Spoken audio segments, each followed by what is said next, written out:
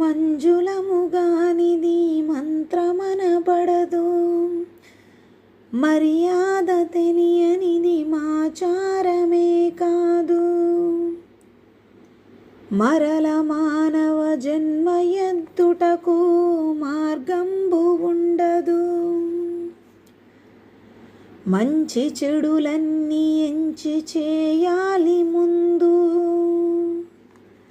మంజులముగానిది మంత్రమనబడదు, మర్యాద తెలియనిది మాచారమే కాదు. మహాత్ములతో మర్మాలు తెలుసుకొనుటకు చేయాలి పొందు, మందితో ఉన్నప్పుడు కలిసి చేయాలి విందు. మహారాజ